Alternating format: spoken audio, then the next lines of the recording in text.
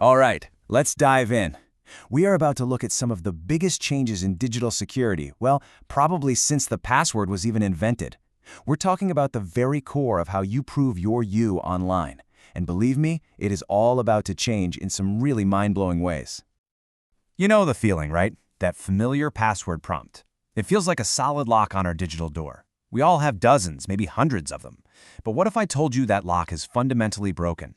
What if that thing we've all been taught to rely on for protection has actually become our single biggest vulnerability? The hard truth is, the whole password system is frankly failing us. They're way too easy to phish, they get stolen by the millions from company servers, and bots can just guess them over and over.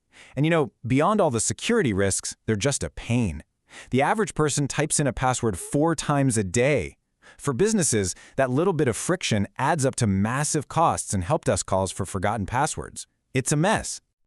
Okay, so if passwords are the problem, what's the fix? Well, this isn't some sci-fi far-off technology. The next step is already here. It's rolling out everywhere, and it's called the passkey. A passkey just completely flips the script. See, a password is a secret that both you and the server have to know. A passkey uses 2 different but mathematically linked keys.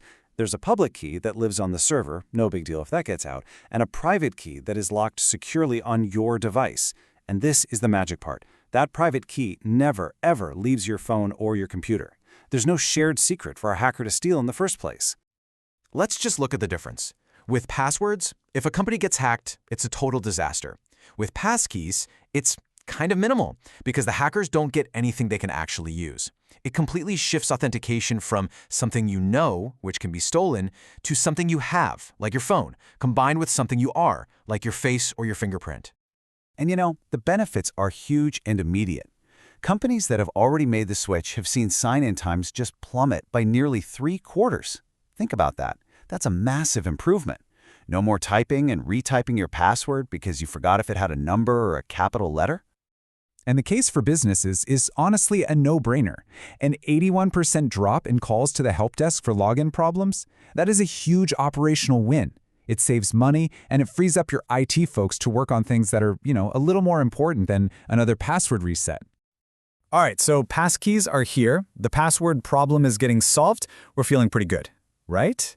Well, the world of security never, ever stands still. There's a new, much bigger threat starting to form on the horizon, one that could basically shatter the very foundations of all modern encryption. And that threat comes from quantum computers. Now, these are not just faster versions of your laptop. They work in a totally different way. So imagine a normal computer trying to find the right key for a lock by trying every single key on a huge keychain one by one. A quantum computer could, in essence, try all the keys at the exact same time.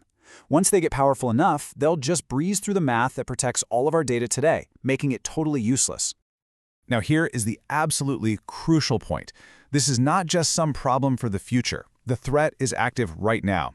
Adversaries are stealing and hoarding massive amounts of our encrypted data. We're talking financial records, health info, government secrets, and they're just sitting on it, waiting, because they know that in 5 or 10 years, they'll have the quantum key to unlock every last bit of it.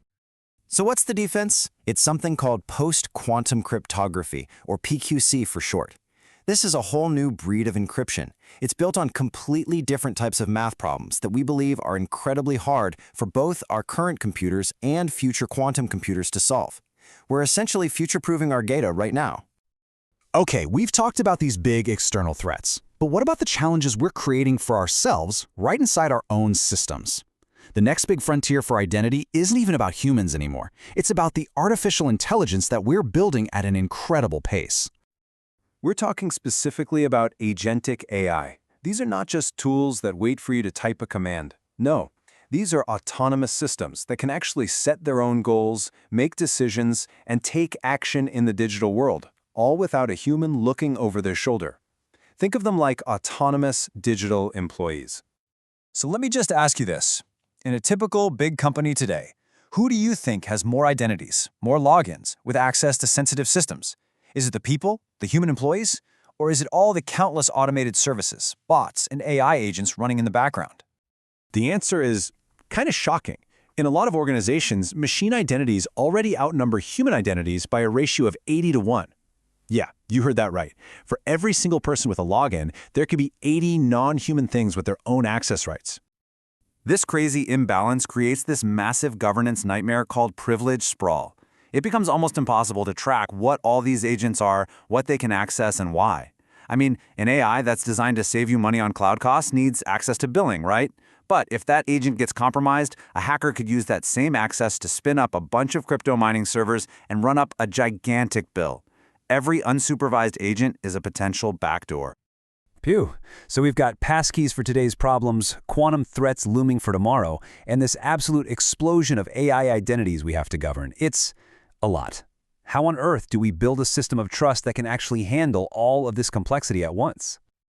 Well, the answer isn't some single magic product. It's about collaboration, and it's built on open standards.